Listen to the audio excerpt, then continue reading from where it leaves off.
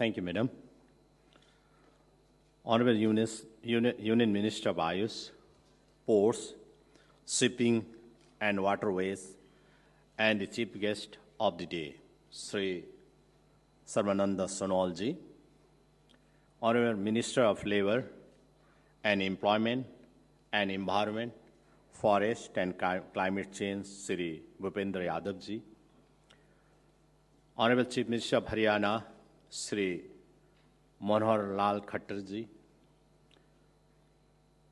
Honorable Union Minister of State for External Affairs and Culture, Srimati Meenakshi Lekhi ji, Honorable Minister of State for Ayush and Women and Child Development, Dr. Manchpara Mahendra Bhai Kalu Bhai ji, Honorable Minister for Tourism, Commerce and Industries from Sikkim, Sri B.S. Panji, Secretary, Ministry of Ayush, Government of India, Sri Vidya Rajesh Kotecha ji, Special Secretary, Ministry of Ayush, Sri Pramod Kumar Pathak ji, Director, Morarji Desai National Institute of Yoga, Dr. Ishwar V. Baradi ji, respected President of Paramartha Niketan Rishikesh, Pujaniya Swami Chidananda Saraswati ji, respected dignitaries and other officials present here. Namaskar and good morning to all. I would like to convey my warm greetings to the Honorable Ministers of the Government of India, Honorable Chief Minister of Haryana, respected Swami Chidananda Saraswati ji, respected Yoga Gurus, respected senior government officials, and all the distinguished guests and participants gathered here to celebrate Yoga Mahotsav 2022. India is globally acclaimed as the Udagam Sthal of Yoga. The world takes pride in the fact that it is India that introduced and shared the most aesthetic art of yoga. Due to our Honorable Prime Minister Sri Narendra Modi ji's endeavor, the United Nations Organization declared 1st June as International Day of Yoga. As a matter of fact, yoga stands as the unparalleled soft power of our country amongst the world today. As mentioned in our sacred epic, the Bhagavad Gita, Yog Karmasu Kausalam, meaning yoga is not only physical well-being, but whatever positive we do with dedication, respect, and devotion, all those acts become a part of yoga. Therefore, for us in India, patriotism, discipline, and love for the motherland is also a part of yoga and meditation.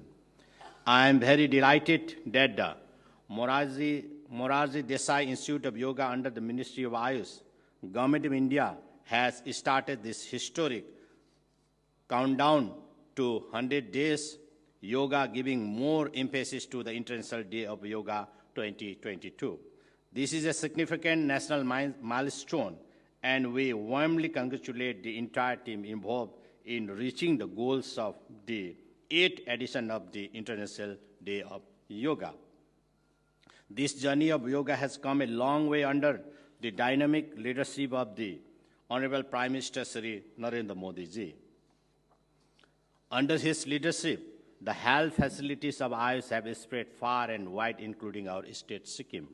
The basic objectives of the event is to give a wider promotion and publicity to the various dimensions of yoga and its utility. In Sikkim, yoga has been a part of our historic culture existence and a magnificent aspect of its religious philosophy that brings together Hinduism, Buddhism, and other vibrant religions that we have followed and practiced during the last 4 centuries. Yoga, as interpreted and practiced as meditation, is an integral and involved component of Hindu and Buddhism philosophy. Perhaps that is the reason why Sikkimese people remain relatively joyful, contented, and accommodating. Yoga is part of the school curriculum today in Sikkim, where more than 500 teachers trained by Pratanjali Yogpit impart the knowledge and wisdom and ascetic practice of yoga in all the government schools. In our endeavor to constantly upgrade these facilities, we are supported by various institutions, including Rashtriya Madhyamik Shiksha Abhiyan, and have seen a large-scale interest in yoga among the parents and peers groups. All these have enhanced the level of confidence, ability to make meaningful conversation, and depth of concentration among our children. Our students have done extremely well in the national level yoga Olympiad and have won several laurels. Celebrating the International Yoga Day and World Peace Day at the state level with mass yoga demonstration involving more than 2,000 students at Falls Stadium in our state has now become a regular feature. During the 3 deadly waves of the COVID-19 pandemic, our government, while following the national safety norms and far-reaching instruction and advice from the Honorable Prime Minister, Sri Narendra Modi ji, we especially promoted yoga as a core instrument of physical well-being and mental tranquility from school to communities and public institutions and factories to other commercial units. On those days of school closure, we provided online refresher courses on yoga to the trainers and the students. The theme, "Be with Yoga, Be at Home," drove the whole spectrum of educational institute in the state during the most upsetting days of the pandemic.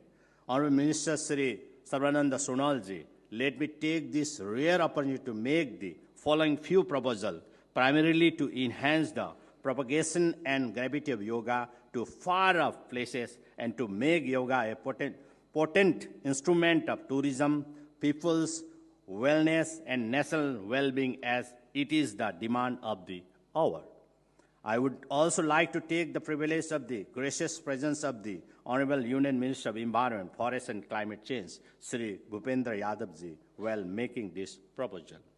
Firstly, with its fabulous and different biodiversity, water towers, mountain topography, and socio-cultural gift, today Sikkim has emerged as the leader of ecotourism practices.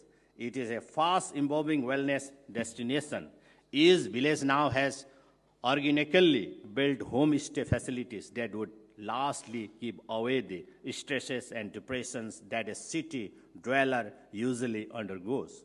We would like to further consolidate this by upscaling and relocating yoga in the serene environment and decent climate of the mountain. We therefore propose the establishment of the National Yoga and Meditation Institute at the highland vicinity of Guru Dungmar Lake in North Sikkim.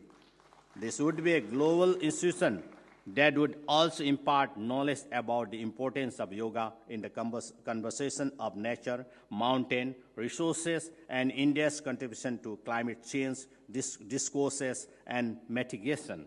This institute would be an extended program of Moraji Desai Yoga Institute, also supported by a pioneer institute like Paramartha Niketan, headed by Pujanya Swami Chidananda Saraswati ji.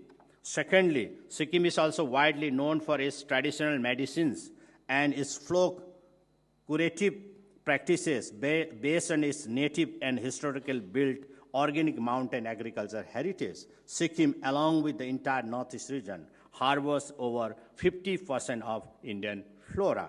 Similarly, over 6,500 species are used medicinally in the country, in which the share of the northeastern region has been over 60%. There is an urgent need to protect our natural assets, which have been decreasing over the last few years. Honorable Sir, I have been personally involved in promoting traditional medicinal knowledge of the mountain region as a global commercial venture. Our government would be keen to establish the Himalayan Herbs and Medicine Center at our upcoming Netaji Subhash Chandra Bose University of Excellence in Sikkim. This will cover the entire Himalayan region of India and the Hindu Kush, including Bhutan, Nepal, and other countries. Honorable Minister, sir, we request you to spare some of your valuable time and visit our state so that we could further develop this national interest project. This way, India as a land of yoga would also evolve as a land of organic medicines. I would also like to propose that under the 100 Cities Program of International Day of Yoga 2022, Sikkim would host a trans-border four-sided yoga event wherein youth delegates from the 3 neighboring countries, including Bangladesh, Bhutan, and Nepal, will be invited along with those from India. This fits perfectly with our Honorable Prime Minister's neighborhood first policy and Act East policy, and will revive our historic culture relations with our neighbors. I would therefore personally like to urge the Honorable Minister of State for External Affairs, Madam Meenakshi Lekhi to facilitate this quadrilateral yoga event. May I underline the famous quote of the Honorable Prime Minister Sri Narendra Modi ji, that is, yoga is an invaluable gift of India's ancient tradition. It is not about exercise, but to discover the sense of oneness with yourself, the world, and the nature. We all very warmly remember the yoga, asana, and meditation of our Honorable Prime Minister at Kedarnath Dham a few years back. Before I conclude, I would like to mention the quote from the ancient epic, that is Durlabham Bharate Janma, meaning it is very rare to be born in our country, India, which is also known as Yoga Bhumi and Santa Bhumi. Corresponding to the context, the practice of yoga is blossoming and growing more vibrant with each passing day, and I believe it will continue to reach greater height, achieving the pinnacle of success. My best wishes are always there with the Ministry of Ayush for their initiative towards uniting the whole country together through this practice. I would once again like to express my immense debt of gratitude to the Ministry of Ayush for giving me this opportunity to be a part of the celebration and also to put forth my views and proposals before this imminent gathering.